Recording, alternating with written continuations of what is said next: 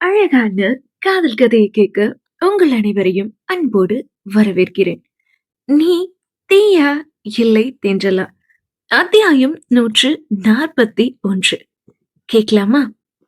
கருப்பு coat suit, கருப்பு சட்டை, கையில் பல லட்சங்கள் மதிப்புடைய கடிகாரம், காலில் பளபளக்கும் கருப்பு ஷூ, ஜிம் செய்யப்பட்ட தாடி மீசையோடு, கண்ணில் கூலிங் கிளாஸோடு ராகவன் குடிசைக்குள்ளிருந்து வெளியில் வர, ராகவனை பார்த்த அங்கிருந்த எல்லோருக்கும் அதிர்ச்சி. நான்சிக்கு பேரதிர்ச்சி. மீச மச்சான், ஏதாவது படத்துல நடிக்க போறீங்களா என்ன என்றபடியே நான்சி ராகவனின் பக்கம் வர, நான்சி ராகவனின் பக்கம் வராமல் கை நீட்டி தடுத்தான் ராகவனின் பாடிகார்டு. அப்பொழுது மதுவும் அவள் குடிசைக்குள்ளிருந்து வெளியில் வர, எப்போதும் காட்டன் புடவையோடும் களைந்த சிகையோடும் பார்த்த மது விலை உயர்ந்த புடவையோடும் வைர தங்க நகைகளோடும் ஹம்சியோடு வெளியில் வருவதை பார்த்துவிட்டு, என்ன நடக்குதுங்க மது அக்கா? நீங்களும் ஏதாவது நாடகத்துல நடிக்க போறீங்களா என்றாள் நான்சி. அப்பொழுது அந்த டீ கடைக்காரர், அட எல்லாரும் இங்க வந்து பாருங்கப்பா, பேப்பரை பாருங்க என்று அனைவரையும் அழைத்தார். ஆண்களும் பெண்களும் அனைவரும் டீ கடைக்காரரின் பக்கம் போக, பேப்பரில் இருந்த செய்தியை பார்த்த அனைவருக்கும் அதிர்ச்சி. இங்க பாருங்க, நம்ம சேரிய யாரோ தத்தெடுத்து இருக்காங்களாம் என்று டீ கடைக்காரர் சொல்ல, என்னப்பா சொல்ற என்றார் பக்கத்தில் இருந்த பெரியவர். அட, தத்து எடுக்கிறதுன்னா நம்ம சேரிய தத்து எடுக்கிறவங்க நம்ம சேரிக்கு தேவையான எல்லா வசதிகளையும் செஞ்சு தருவாங்க, அதுதான் என்று இன்னொரு பெரியவர் சொல்ல, அப்படி யாரு நம்ம சேரிய தத்தெடுத்திருக்கிறது? அப்படி யாருக்கு என்ன அவசியம் இருக்கு நம்ம சேரிய தத்தெடுக்கணும்னு என்று இன்னொருவர் கேட்க, டீ கடைக்காரர் பேப்பரை பார்த்துவிட்டு, இந்த செய்திக்கு கொஞ்சம் மேல பாருங்க, ராயப்பன் படமும் மது படமும் இருக்கு என்று சொல்ல, டீ கடைக்காரரிடமிருந்து பேப்பரை வாங்கி இன்னொருவர் பார்த்து, அட ஆமா, இந்த படத்துல Mr Raghavan CEO of RR Industries, அதுக்கப்புறம் மிஸ்ஸஸ் மதுமிதா ராகவன் எல்லாம் பேரு போட்டிருக்கு. மதுவோட பேரு சரியாதான் போட்டிருக்கு, ராயப்பனோட பேரு ராகவன் எல்லாம் போட்டிருக்கு. அது மட்டும் இல்லாம மிஸ்ஸஸ் மதுமிதா ராகவன் எல்லாம் மது பேரு போட்டிருக்கு. என்னது, அப்ப ரெண்டு பேரும் புருஷன் பொண்டாட்டியா என்று அவர் சொல்ல, இன்னைக்கு என்ன நடக்குதுன்னே ஒண்ணுமே புரியலையே என்று டீ கடைக்காரர் சொல்ல, நமக்குள்ள ஏன் பேசிக்கிட்டு, வாங்க அவங்களையே போய் கேட்போம் என்று அவர்கள் அனைவரும் ராகவனின் பக்கம் செல்ல, ராகவன் யாருடனோ போனில் பேசிக் கொண்டிருந்தான்.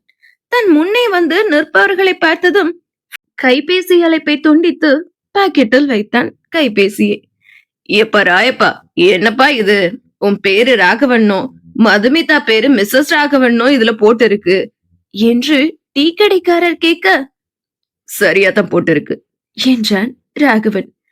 என்னப்பா சொல்ற, எங்களுக்கெல்லாம் விளங்குற மாதிரி சொல்லு என்று டீ கடைக்காரரின் பக்கத்தில் இருந்த ஒரு பெரியவர் சொல்ல, சில சூழ்நிலைகளால என் மனைவி மது இந்த சேரிக்கு வந்துட்டாங்க.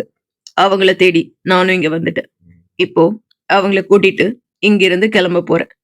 நான் இங்க இருந்த சில நாட்கள்ல அழகான நினைவுகளை எனக்கு கொடுத்த உங்க எல்லாருக்கும் ஒரு மிகப்பெரிய நன்றி. இந்த சேரி பகுதிக்கு என்னென்ன தேவையோ அதெல்லாம் நான் செஞ்சு தரலான்னு இருக்கேன். அதே மாதிரி உங்களுக்கு எப்போ என்ன உதவி வேணும்னாலும் என்ன நீங்க பார்க்க வரலாம். உங்களுக்கு உதவி செய்ய நான் தயாரா இருக்கேன் என்று ராகவன் சொல்லி முடிக்க, என்னால இதெல்லாம் நம்பவே முடியல, இதெல்லாம் உண்மையா என்று நான்சி மதுவிடம், மேடம், இவங்க உங்க புருஷன்னு தெரியாம உங்ககிட்ட ஏதேதோ பேசிட்டேன், மன்னிச்சிடுங்க என்று நான்சி மதுவிடம் சொல்ல, நான்சி மேடம் எல்லாம் கூப்பிட்டுட்டு எப்பவும் போல மது அக்கான்னு கூப்பிடு, உனக்கு நான் எப்பவும் மது அக்கா தான் என்றாள் மது. சரி மது அக்கா, என்கிட்டயே நீங்க இந்த ராயப்பன் சார் தான் ராகவன்னு சொல்லல பாத்தீங்களா என்று நான்சி பாவமாய் சொல்ல, நேரம் வரும்போது சொல்லலான்னு இருந்துட்டேன். நான்சி, சரி உன் அப்பா எங்க என்று மது கேட்க, அது எந்த தெருவுல குடிச்சிட்டு விழுந்து கிடக்குதோ என்றாள் நான்சி. உன் அப்பா எங்கேயும் விழுந்து கிடக்கல. குடிபோத மறுவாழ்வு மையத்துல உன் அப்பாவ அவர் சேர்த்து இருக்கார்.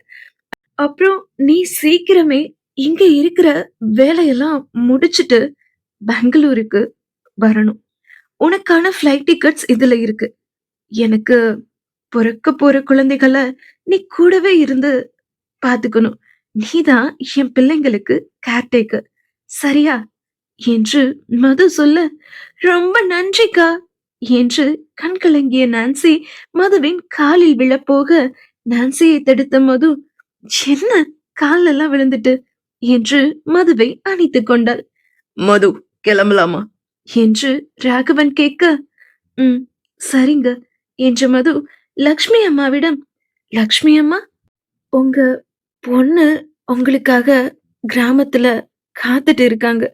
உங்களோட பேசணும், உங்களோட இருக்கணும்னு ஆசைப்படுறாங்க. நீங்க என்ன எவ்ளோ பத்திரமா பாத்துக்கிட்டீங்க. அதுபோல உங்க பொண்ணு பண்ண தப்பையும் மன்னிச்சு அவங்க கூட நீங்க போய் இருக்கணும். நீங்க மதுரைக்கு போறதுக்கான ட்ரெயின் டிக்கெட் எல்லாம் எடுத்து வச்சிருக்கேன். கண்டிப்பா நீங்க உங்க பொண்ணு கூட போய் சந்தோஷமா இருக்கணும். இதுவரைக்கும் நீங்க என்ன ரொம்ப பத்திரமா பாத்துக்கிட்டீங்க. ஒரு அம்மா மாதிரி. அதுக்கும் உங்களுக்கு என்னோட மிகப்பெரிய நன்றி என்று மது லக்ஷ்மி அம்மாவிடம் ட்ரெயின் டிக்கெட்டுகளை கொடுக்க, கண்டிப்பா நான் மதுரைக்கு போறேம்மா. நீ உன் புருஷனோட 100 வருஷம் சந்தோஷமா இருக்கணும். சரியா? என்று மதுவை அணைத்து விடுவித்தாள் லக்ஷ்மி அம்மா. அங்கிருந்த எல்லோரிடமும் சொல்லிவிட்டு மதுவும் ராகவனும் விமான நிலையத்திற்கு கிளம்பினார்கள். போகும் வழியில் பிரியாவையும் அவள் தாத்தாவையும் பார்த்துவிட்டு பிரியாவின் அப்பா வாங்கிய வீட்டையும் மீட்டு வீட்டு பத்திரத்தை அவர்களிடம் ராகவனும் மதுவும் கொடுக்க, பிரியாவும் அவள் தாத்தாவும் கண்ணீர் மல்க மதுவுக்கும் ராகவனுக்கும் நன்றி தெரிவித்தார்கள். அதன் பிறகு விமான நிலையத்திற்கு சென்ற ராகவன் ஹம்ஸ் தனி விமானத்தில் பெங்களூரு சென்றான். மதுவும் ராகவனும் வருவதை விமானத்தில் ஏறும் முன்தான் வாசு மற்றும் சஞ்சய் ஆதித்யனிடம் ராகவன் கூறினான். தன் தங்கையின் கணவனை முழுதாக அப்பொழுது ஏற்றுக்கொண்டிருந்தான் ராகவன். அதனால் தாங்கள் வரும் விஷயத்தை ஆதித்யனிடம் ராகவன் சொல்ல, ஆதித்யனுக்கு உள்ளூர ஒரே சந்தோஷம். ராகவனை எதிரியாக பார்த்திருந்த ஆதித்யன் சீதாவை காதலிக்க ஆரம்பித்த பிறகு ராகவன் தனக்கு எதிரி என்பதையெல்லாம் மறந்தே விட்டான். சீதாவின் மெஹந்தி செருமனியில் வாசுவும் ராகவனும் ஒன்றாக வருவதை பார்த்து வாசு ராகவனின் நட்பு வட்டத்தில் தானும் இருக்க மாட்டேனா என்று ஏங்கினான் தான் ஆதித்யன். அந்த ஏக்கத்தை இன்று தீர்த்து விட்டான் ராகவன். தானும் தன்னவளும் வரும் விஷயத்தை சொல்லி நீயும் என் அன்பிற்குரியவன் தான் என்று சொல்லாமல் சொல்லிவிட்டான் ராகவன். மதுவும் ராகவனும் வரும் விஷயத்தை அரண்மனையில் சஞ்சய் எல்லோரிடமும் சொல்லிவிட திவ்யா, சீதா, சௌந்தர்யா, சாத்விகா, கிருஷ்ணமூர்த்தி, வேதாச்சலத்திற்கெல்லாம் ஒரே மகிழ்ச்சி.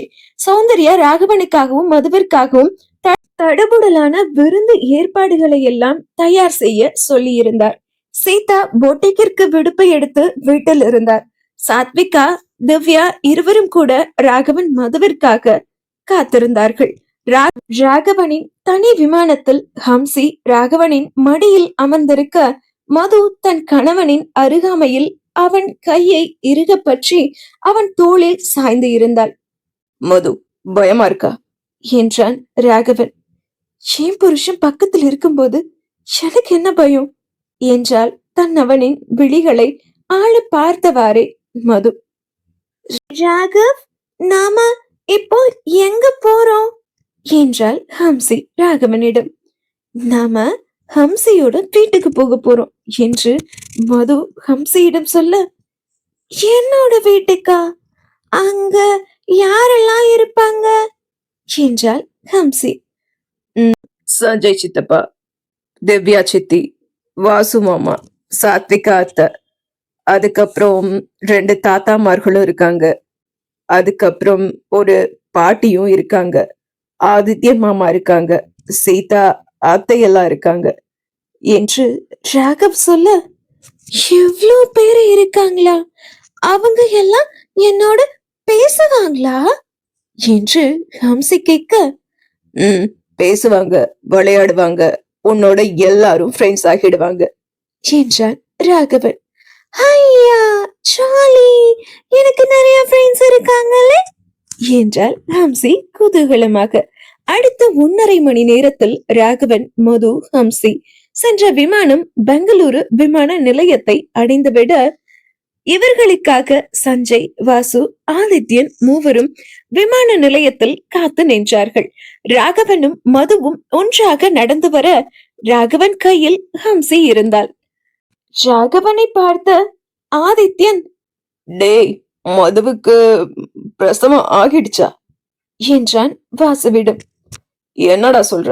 மதுவுக்கு இப்போதான் 6வது மாசம், எப்படி புள்ள பிறக்கும் என்றான் வாசு. அப்போ ராகவன் கையில் இருக்க பாப்பா யாரு என்று ஆதித்யன் கேட்க, இந்த பாப்பாவை பார்த்துதான் மதுவுக்கு டெலிவரி ஆகிடுச்சான்னு கேட்டியா? மச்சான், இதெல்லாம் ரொம்ப ஓவர்டா.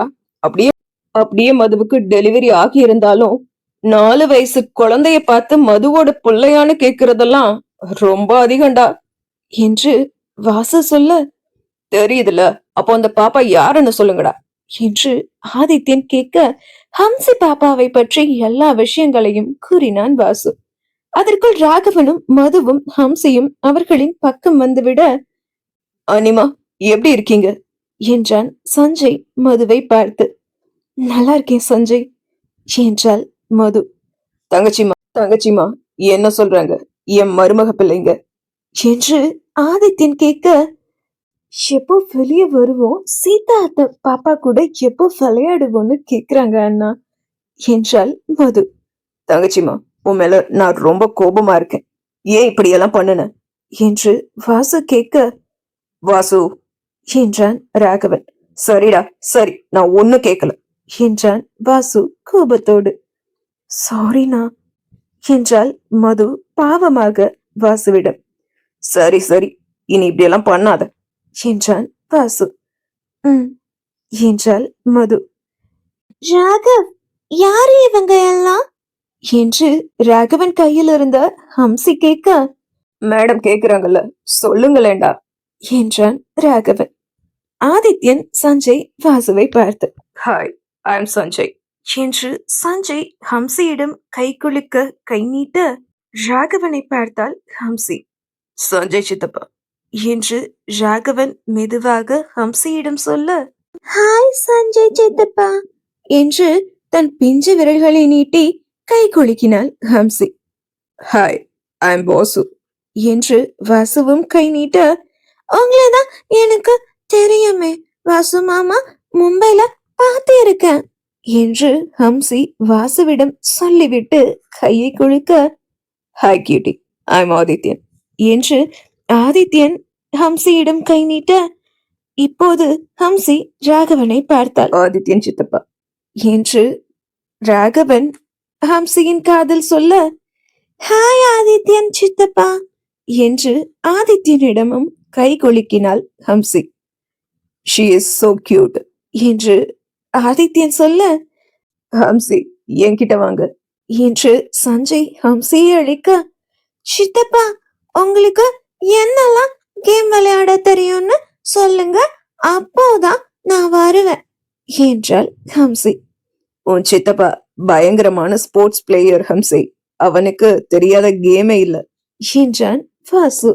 எஸ், எனக்கு நிறைய கேம் தெரியும். Volleyball, football, throwball, cricket, இப்படி எல்லா கேமும் தெரியும் என்றான் சஞ்சய். ஆனா இந்த கேம் எல்லாம் எனக்கு தெரியாதே. நானும் ராகவனும் மும்பைல இருக்கும்போது பல்லாங்குழி, தாயம், கண்ணாமூச்சி இது எல்லாம் தான் விளையாடுவோம் என்று ஹம்சி சொல்ல, ராகவனை ஆதித்யன், சஞ்சய், வாசு மூவரும் ஆச்சரியமாக பார்த்தனர். ஷாக் ரியாக்ஷன் கொடுத்தது போதுண்டா என்றான் ராகவன். ஹம்சி பாப்பா சொல்லி கொடுத்தா நானும் அந்த கேம் எல்லாம் கத்துக்கிறேன், கத்து கொடுப்பீங்களா என்றான் சஞ்சய் ஹம்சியை பார்த்து. ஓகே, கத்து கொடுக்கிறேன் என்ற ஹம்சி ஆதித்யனையும் வாசுவையும் பார்த்து, உங்களுக்கு கத்து கொடுக்க வேண்டாமா, நீங்க என்னோட விளையாட மாட்டீங்களா என்று ஹம்சி கேட்க, ஹம்சி இந்த விளையாட்டெல்லாம் எனக்கு ரொம்ப நல்லா தெரியும் என்று வாசு ஆரம்பிக்க, டேய், குழந்தைகிட்ட போய் சொல்லி மாட்டிட்டு அப்புறமா அசிங்கப்படாத. ஒழுங்கா உண்மைய சொல்லிடு என்று ஆதித்யன் வாசுவுக்கு மட்டும் கேட்கும்படி சொல்ல, நல்ல வேலை காப்பாத்தனடா என்றான் வாசு.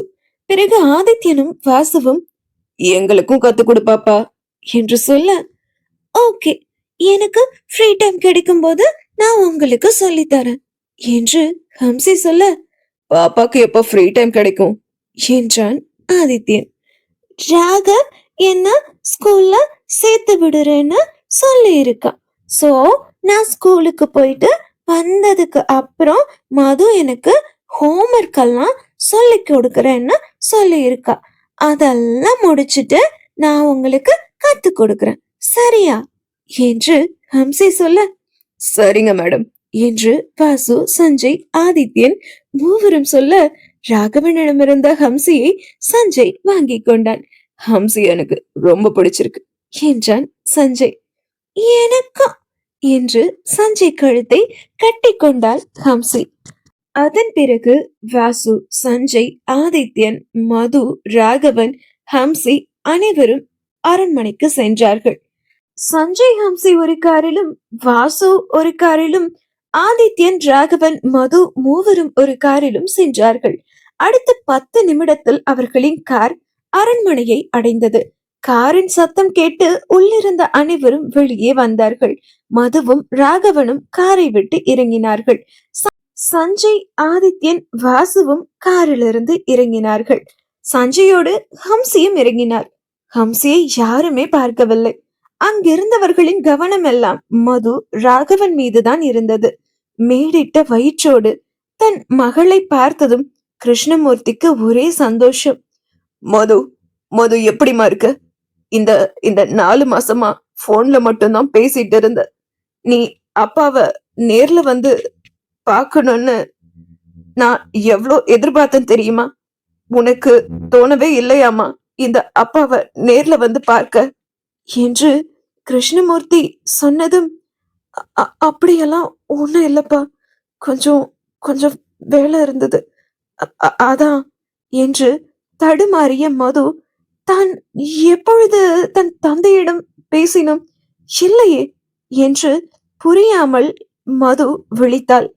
மதுதான் கிருஷ்ணமூர்த்தியிடம் பேசவே இல்லையே. மதுவின் குரலில் ஒரு மிமிக்ரி ஆர்டிஸ்ட் தானே கிருஷ்ணமூர்த்தியிடம் பேசிக் கொண்டு இருந்தால். குழம்பி போய் நின்ற தன்னவளை பார்த்த ராகவன், மொழிக்காதடி, உனக்காக மிமிக்ரி ஆர்டிஸ்ட் வச்சு நான் தான் உங்க அப்பா கிட்ட பேச சொன்னேன் என்று மதுவுக்கு மட்டும் கேட்கும்படி சொல்ல, தேங்க்யூ என்றாள் மது.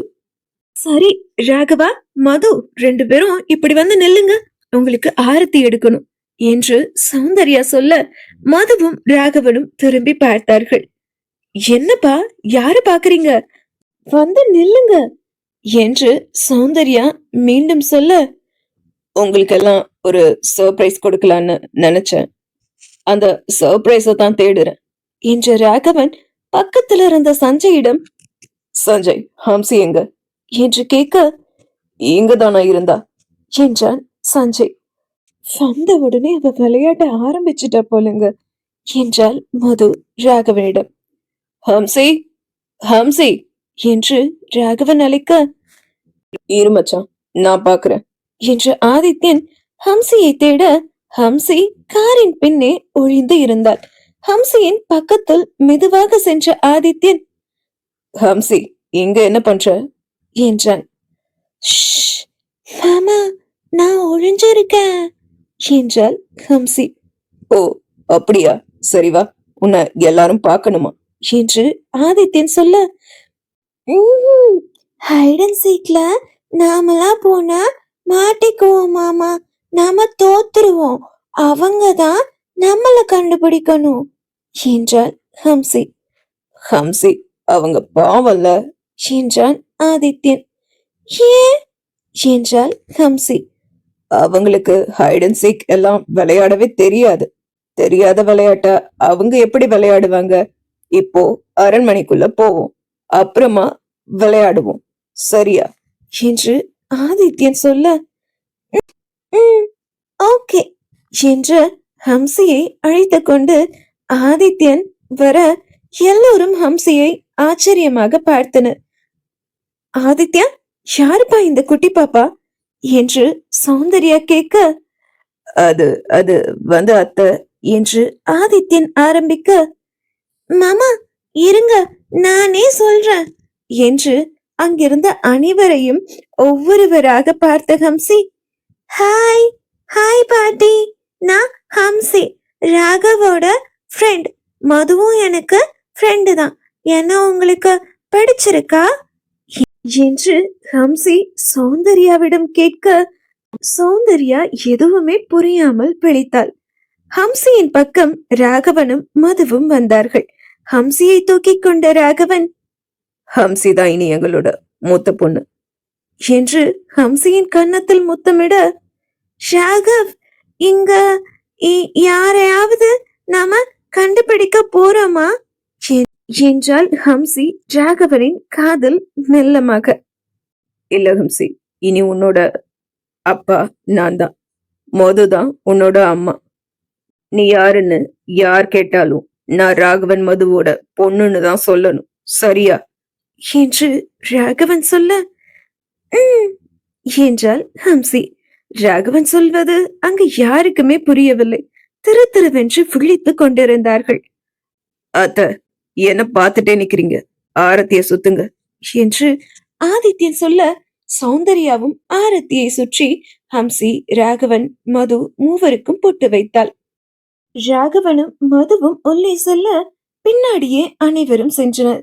ஹம்சி உள்ளே சென்றதும், ராகவ், இனி நம்ம எங்கதான் இருக்க போறோமா என்று கேட்டாள் ஹம்சி. ஆமா என்றான் ராகவன். இந்த இடம் உனக்கு பிடிச்சிருக்கா ஹம்சி என்று மது கேட்க, ஹா, எனக்கு ரொம்ப பிடிச்சிருக்கு என்றாள் ஹம்சி.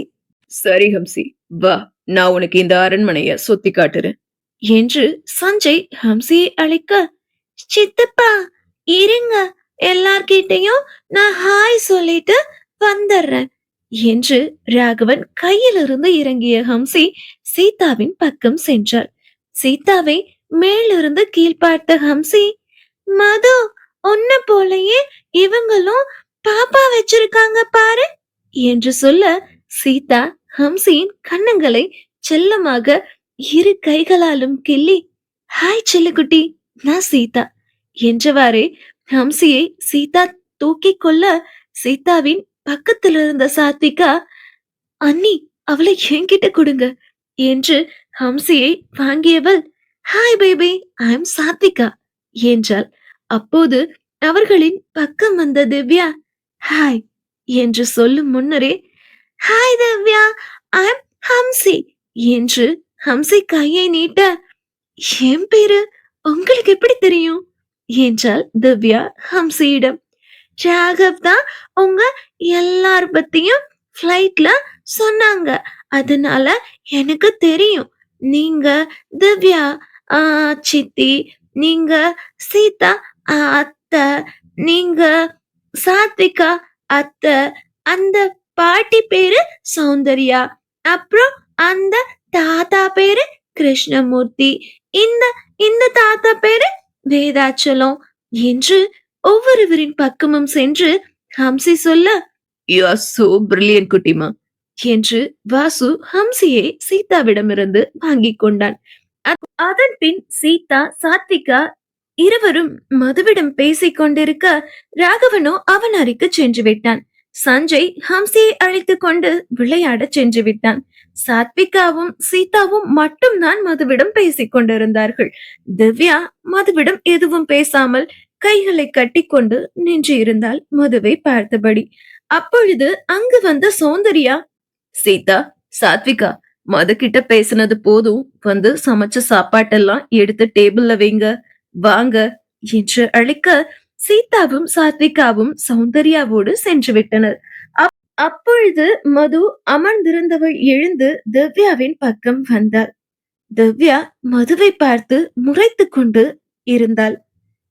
என்னடி, என் மேல கோபமா என்றாள் மது. இல்ல, கோபமே இல்ல என்றாள் திவ்யா பற்களை கடித்தபடி. சாரிடி என்று திவ்யாவின் கையை பிடித்தாள் மது. இங்க இருந்து போறதுக்கு முன்னாடி என்கிட்ட ஒரு வார்த்தை சொல்லணும்னு உனக்கு தோணலல்ல என்றாள் திவ்யா கண்கள் கலங்க. சொல்லியிருந்தா என்ன இங்க இருந்து நீ போக விட்டிருக்க மாட்ட, அதான் சொல்லல என்றாள் மது. ஒரு சின்ன திருத்தம், உன்னை போக விட்டிருக்க மாட்டேன்தான், தனியா போக விட்டிருக்க மாட்டேன், நானும் உன் கூட வந்திருப்பேன் என்று தன் நண்பியை அணைத்துக் கொண்டாள் திவ்யா. நீ சிரிக்கும் போது மட்டுமல்ல, அழும்போதும் உன்னோடு நான் இருப்பேன் என்று சொல்லாமல் சொல்லிவிட்டாள் திவ்யா. அந்த சமயம் உள்ளே வந்த சஞ்சயும் ஹம்சையும் மதுவையும் திவ்யாவையும் பார்த்துவிட்டு அவர்களின் பக்கம் வந்தனர். அனிமா என்றான் சஞ்சய். திவ்யாவை விட்டு விலகிய மது, சொல்லு சஞ்சய் என்றாள். அனிமா, நீங்க அரண்மனையில இருக்கும்போது என் அம்மாவை என் கூட இருக்கிற மாதிரி நான் ஃபீல் பண்ணேன். நீங்க அரண்மனையை விட்டு போன அந்த நாள், என் அம்மா என்னை விட்டு போன அன்னைக்கு எனக்குள்ள எவ்வளோ வலியும் வேதனையும் இருந்துச்சோ, நான் எவ்வளோ வெறுமையா ஃபீல் பண்ணணும், அந்த வெறுமை வலி வேதனை எல்லாமே திரும்ப வந்தா போல இருந்துச்சு. ரொம்ப கஷ்டமா இருந்துச்சு அனிமா. நீங்க எனக்கு அண்ணி மட்டும் இல்ல, அம்மாவும் கூட தான். அனிமா ப்ளீஸ், திரும்பவும் எங்களை விட்டு போயிடாதீங்க என்று சஞ்சய் உடைந்த குரலில் சொல்ல, தன் வலது கையை எடுத்து சஞ்சயின் கன்னத்தில் வைத்த மது, இல்ல போமாட்டேன் என்றாள் கண்ணீரோடு. சஞ்சயின் கண்களில் கண்ணீரை பார்த்த ஹம்சி, சஞ்சய் சித்தப்பா ஏன் அழறீங்க என்றாள் சஞ்சயின் கை வளைவில் இருந்த ஹம்சி. ஒண்ணுல ஹம்சி என்ற சஞ்சயின் கண்களை துடைத்து விட்டாள் ஹம்சி. ஹம்சி, நீங்க ஃப்ரெஷ் ஆக வேண்டாமா, வாங்க நாம போய் ஃப்ரெஷ் ஆகலாம் என்று ஹம்சியை திவ்யா சஞ்சயிடமிருந்து வாங்கி கொள்ள, திவ்யா ஹம்சியோட ட்ரெஸ் எல்லாம் கார்ல பேக்ல இருக்கு என்றாள் மது. ஓகே, நான் எடுத்துக்கிறேன் என்றபடியே திவ்யா ஹம்சியை அழைத்து கொண்டு சென்று விட, மதுவின் பக்கம் வந்த சௌந்தர்யா, மது இன்னும் இங்க என்னமா பண்ணிக்கிட்டு இருக்க, போய் ஃப்ரெஷ் ஆகிட்டு வா, சாப்பிடுவோம், ராகவனையும் அழைச்சிட்டு வா என்று சௌந்தர்யா சொல்ல, இதோ போறேமா என்று மது சஞ்சயிடம் சொல்லிவிட்டு தன் அறைக்கு சென்று விட்டாள். மின்தூக்கியில் தனது அறைக்கு சென்ற மது கதவை திறந்து உள்ளே போக, ராகவன் அப்பொழுதுதான் குளித்துவிட்டு குளியல் அறையிலிருந்து இடையில் பூந்துவாலையோடு வெளியில் வந்தான். அதுக்குள்ள குளிச்சிட்டீங்களா, ஆபீஸ் கிளம்ப போறீங்களா என்றாள் மது.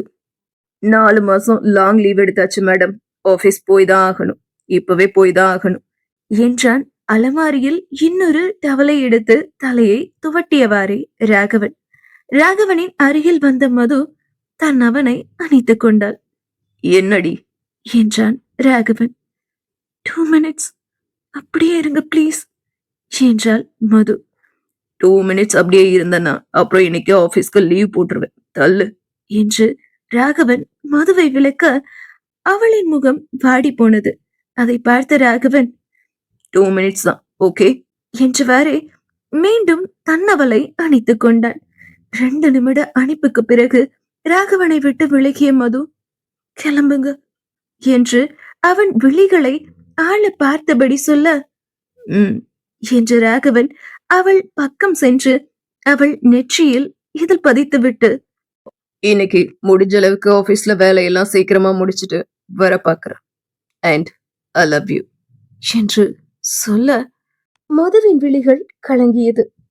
இன்னும் ஒரு 3 மாசம் நீயும் நானும் பிரிஞ்சிருக்க போறோம், நான் அங்கேயும் நீ இங்கேயும், பட் அப்பப்போ உன்னை பார்க்க வருவேன், ஃபோன் பண்ணுவேன், ரொம்ப நேரம் பேசுவேன், வீக்லி ஒன்ஸ் நம்ம 2 பேரும் பீச்சுக்கு போகணும், அதுக்கு நீ நோ சொல்லக்கூடாது ஓகே என்று ராகவன் சொல்ல,